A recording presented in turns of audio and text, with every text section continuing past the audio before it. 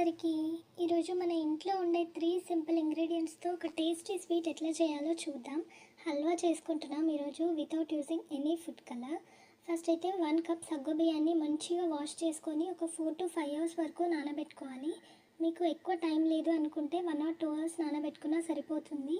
కానీ హల్వా చాలా స్మూత్గా రావాలి మీకు అనుకుంటే మాత్రం 4-5 అవర్స్ నానబెట్టుకోవాలి. తర్వాత వాటర్ అన్నీ తీసేసి స్మూత్గా గ్రైండ్ చేసుకొని పక్కన ఉంచుకోవాలి. ప్యాన్ పెట్టుకొని 2 స్పూన్స్ ఘీ యాడ్ చేసి అది హీట్ అయిన తర్వాత 1 కప్ బెల్లం అండ్ హాఫ్ కప్ వాటర్ వేసి బెల్లం కరిగిపోయేంత వరకు మిక్స్ చేసుకోవాలి.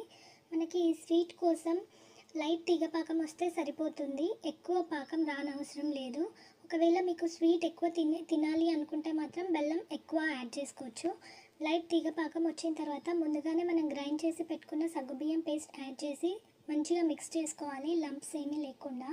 ఒక 5 మినిట్స్ తర్వాత అది మంచిగా మిక్స్గా ఘీ బయటకు వచ్చినట్టు కనిపిస్తుంది. అప్పుడు మనం మళ్ళీ 1 స్పూన్ ఘీ యాడ్ చేసుకొని మంచిగా మిక్స్ చేసుకోవాలి.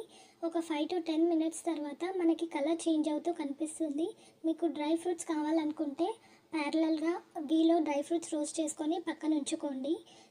లాస్ట్లో ఆ డ్రై ఫ్రూట్స్ కూడా యాడ్ చేసి మంచిగా మిక్స్ చేసుకోవాలి. మనకి హల్వా రెడీ అయిందో లేదో తెలియాలంటే మనకి హల్వా నుండి ఘీ సపరేట్ అవుతూ కనిపిస్తుంది, అప్పుడు మన హల్వా రెడీ అయిపోయినట్టే. ఇలా సింపుల్ ప్రాసెస్తో మన సగ్గుబియ్యం హల్వా రెడీ.